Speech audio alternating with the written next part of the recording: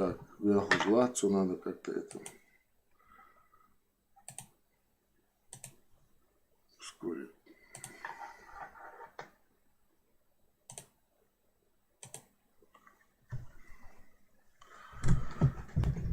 Так, где мы остановились?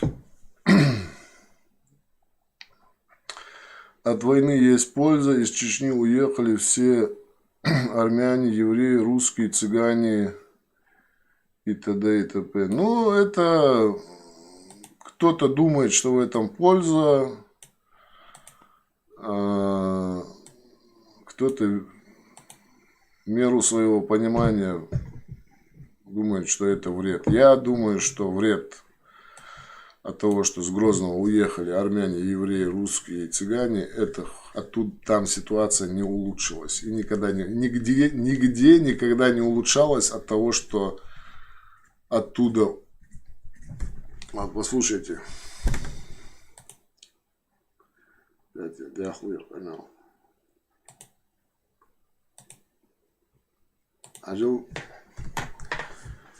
Когда уезжают откуда-то люди,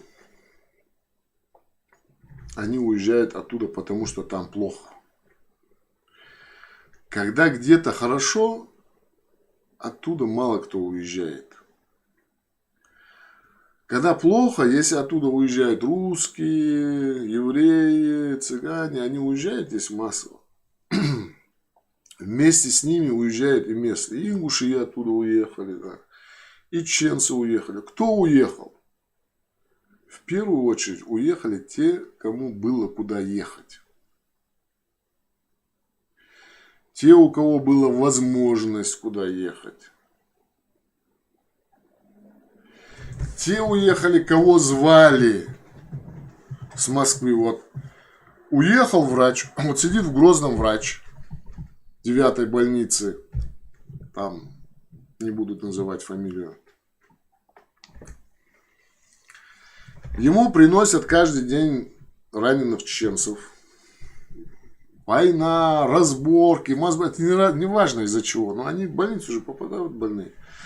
Он не получает зарплаты несколько лет. Если кто-то не в курсе, если кто-то забыл, при независимой Чечне абсолютно большинство людей зарплату не платили. Даже людям, нефтяникам, которые нефть добывали, даже им зарплату не платили. Учителям не платили, врачам не платили, всем госслужащим, никому зарплату годами не платили.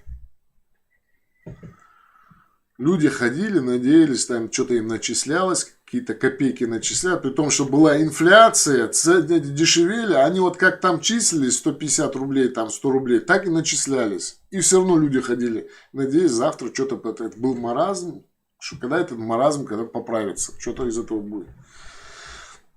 И вот врач, который хороший врач, чеченец, русские, евреи, врачи уехали, а он патриот там, короче, сидит, ждет, когда этот маразм закончится. Он не получает зарплату там год, два. У него нету медикаментов, чтобы лечить больных. У него там бывает, что электричества нет. У него бывает, что воды нет. У него там перчаток для операций нет. И при этом периодически там он ездит там в какой-то район Грозного, где еще работают телефоны. И чтобы созвониться со своим там бывшим сокурсником в медицинском институте, который у них сохранились дружеские отношения. А тот в Москве уже сидит там заведующий отделением. И они же друзья, они же вместе хлеб-соль ели, студентами были. Они обмениваются, конечно. И тот ему говорит: слушай, Муса, ты что, дурной, что ли? Что ты там сидишь? Приезжай, мне нужен здесь помощник нужен. У меня нет нормального хирурга здесь, дебилы одни. Ты же лучше меня специалист. Авол, я тебе зарплату хорошую сделаю. Мы тебе квартиру выбьем. Мы тебе условия, семью свою привези. Ты здесь своих там этих чеченцев вылечишь лучше, чем там. Я согласен. Фудеш ваху отсечь. Ты же теряешь время, ты не развиваешься. Ты пользы там никакой. Фудеш ваху на этих бедолаг смотришь. Он же патриот, он какое-то время, потом он уезжает все-таки. Он уезжает, и он потом забирает с собой хорошую медсестру, забирает тоже, потому что она ему там нужна тоже. Потому что там тоже он лечит, там тоже земляки в очередь стоят к нему. И там у него есть возможность их вылечить. И во всех отраслях так. И во всех отраслях, получается, кто-то радуется, что там русские эти выехали, а уехали тоже чеченцы в том числе, в обществе люди, которые как паровозы за собой тянули экономическая элита, бизнес-элита, интеллигенция, то есть определенный пласт людей, которые за собой тянут общество и управляют этим обществом, потому что обществом управлять очень сложно. Можно орать независимость, мы туда, может, 1000 лет можно орать, но если нету людей достаточно грамотных и продвинутых, которые широко смотрят на этот мир, а не через там замочные скважины, и понимают, как это работает, в обществе нормальном таких людей должно быть там 5%.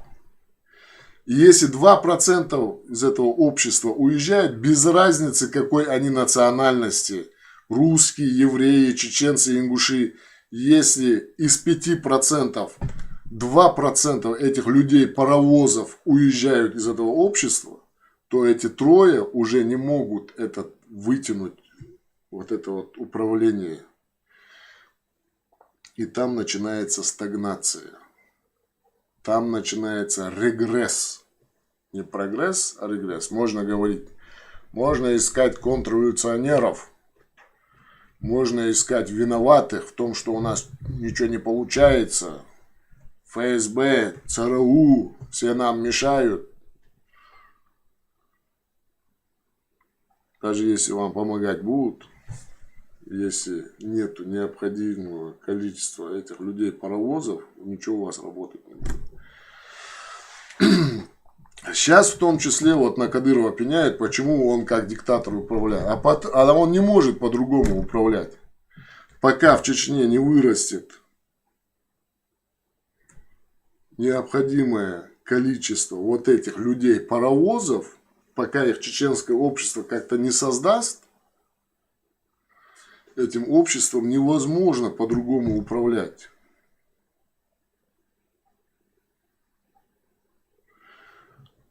Это везде работает всегда одинаково. 100 лет назад в России была революция, дестабилизация. Уехали. Кто уехал?